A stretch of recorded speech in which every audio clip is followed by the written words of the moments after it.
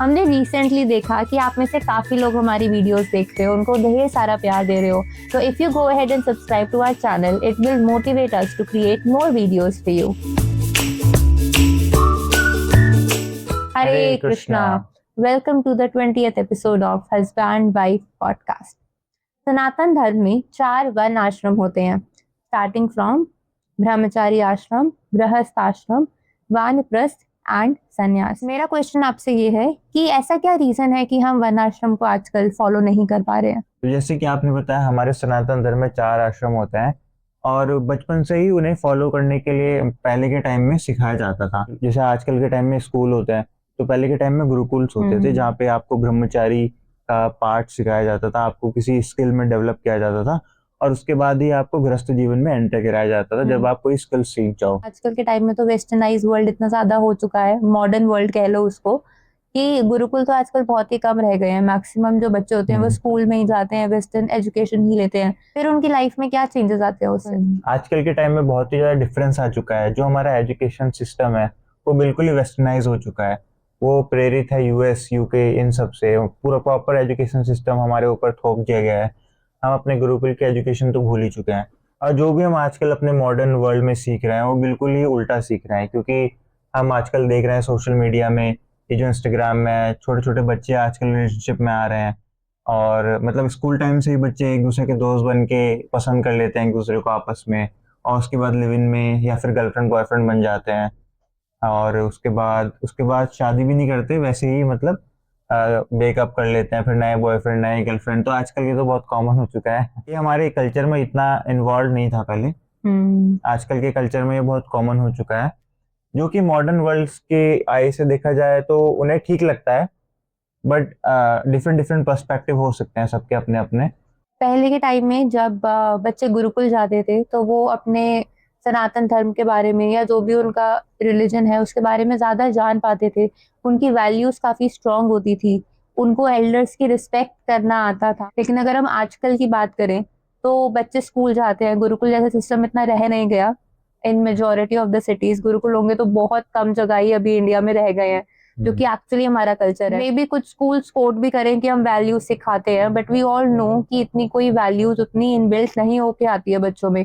So at the end of the day अगर हम values में कंपेयर करें तो आई वुड से कि जब गुरुकुल में एजुकेशन होती थी तो बच्चों की फाउंडेशन काफी स्ट्रांग होती थी। वहीं पे अगर हम आजकल के टाइम में बात करें, सो आई टेक अ वेरी, ये जो अभी वायरल चल रहा है एग्जाम्पल, वहां पे मतलब कैसे कैसे लोग आके मतलब प्रोटेस्ट में आके इतने बूढ़े आदमी को, जो कि हमारे देश के प्रधानमंत्री, उनको गालियां देके जा रहे हैं। सो ये कल्चर में डिफरेंस आया है ना। अगर ऐसा पहला कुछ हो रहा होता तो कोई ऐसे गालियां तो नहीं बक रहा होता। एक बेसिक डिसेंसी रहती है, बड़ों के लिए रिस्पेक्ट रहती है, जो कि आजकल टाइम में पूरी खो गई है। इट इज नॉट कि बड़ों की रिस्पेक्ट, जब हम वैल्यू सीखते हैं तो हम सबकी रिस्पेक्ट करते हैं। तो जहाँ तक कि मैंने गुरुकुल के बारे में जाना है, वहाँ पे तो बच्चों को ऐसी एजुकेशन दी जाती है जहाँ पे बच्चों को अपने बड़ों की रिस्पेक्ट करना आता है और उनको बहुत सारी स्किल्स डेवलप करनी सिखाई जाती है, और जैसे जैसे वो अपने बड़े होते रहते हैं उसी हिसाब से उनको ढाला जाता है। मुझे 2 गुरुकुल के बारे में पता है। एक गुरुकुल वृंदावन में है एंड एक गुरुकुल मायापुर में है। मैं दोनों गुरुकुल में गई हुई हूँ एंड ट्रस्ट मी, जो मैंने वहां पे एटमॉस्फेयर देखा, जहाँ पे मैंने बच्चों को सीखते हुए देखा, इट वाज सो इंस्पायरिंग कि आजकल के टाइम में भी ऐसे बच्चे हैं जिनको हमारी रूट से जुड़ने का मौका मिल रहा है बचपन से ही। तो वो सब सीख पा रहे हैं, अपनी लाइफस्टाइल को बेटर तरीके से लीड कर पा रहे हैं। तो मुझे वो बहुत अच्छा लगा था। तो जहाँ तक कि मुझे गुरुकुल के बारे में पता है, जैसे मायापुर हो गया, वृंदावन में गुरुकुल्स हैं बहुत सारे, तो वहाँ पे बच्चों को बेसिक बेसिक एजुकेशन सिखाई जाती है स्क्रिप्चर्स के बारे में। और जो स्क्रिप्चर्स लिखी हैं हमारे गुरुज ने, अगर बच्चे उन गुरुज की नॉलेज पढ़ेंगे तो वो गुरुज ने इतनी रिसर्च करी हुई है किसी चीज के बारे में, तो बच्चे सेल्फ इंटरेस्टेड होते हैं उस चीजों को पढ़ने के लिए और वो ऐसा हुनर डेवलप करते हैं जो उनको पूरी लाइफ भर काम आती है जिंदगी को, या तो धन अर्जित करने में या फिर कोई भी स्किल डेवलप करने में जो देश के हित में हो। काफी लोगों का एक कॉमन क्वेश्चन होता है कि लेकिन अगर हम स्कूल ना भेजें बच्चों को, तो अगर हम गुरुकुल भेजेंगे तो वो लाइफ में आगे कैसे बढ़ पाएंगे? लाइक लेट्स से वो स्पिरिचुअली तो बढ़ जाए आगे, बट मटेरियली उनको कुछ आगे पढ़ाई करनी हो, कुछ हायर एजुकेशन करनी हो, तो वो कैसे रहेगा? सो मुझे जो इन 2 गुरुकुल के बारे में पता है, बोथ वृंदावन एंड मायापुर, तो इसमें मैंने खुद ऐसे केसेस सुने हैं जहाँ पे वो मतलब गुरुकुल में पढ़ाई करते हैं और जब वो वहां से निकलते हैं गुरुकुल से अपना टाइम पूरा करके, तो वो एंट्रेंस एग्जाम क्लियर कर पाते हैं वेरी इजीली। आप कोई भी एंट्रेंस एग्जाम बोलो, चाहे वो इंजीनियरिंग का हो, चाहे वो मेडिकल हो, तो इससे हमें ये समझ में आता है कि गुरुकुल में उनको वो वाली एजुकेशन भी मिल रही है इससे वो अपनी लाइफ में करियर पाथ बना सकें।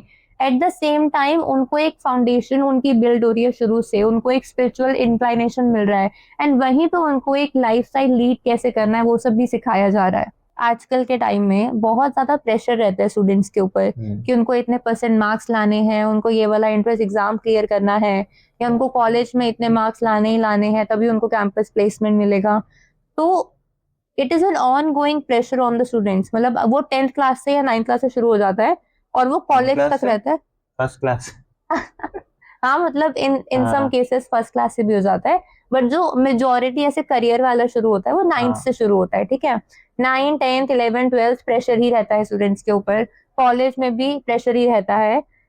तो कहीं मतलब एंड देन हम देख रहे हैं कि आजकल टाइम में इतना प्रेशर है कि लोगों को बहुत ज्यादा स्ट्रेस हो जाता है, उनकी मेंटल हेल्थ बहुत खराब हो जाती है, and we have many cases कि लोग सुसाइड करने पे आते हैं। मतलब उनको लगता है कि पढ़ाई करना मुश्किल है, इससे इजी वो अपनी जान ले लें। मतलब कितना हमने मुश्किल और कितना ज्यादा ट्रॉमेटाइजिंग एक एजुकेशन सिस्टम को हमने आजकल टाइम में बनाया हुआ है, जो कि पहले ऐसा बिल्कुल नहीं होता था।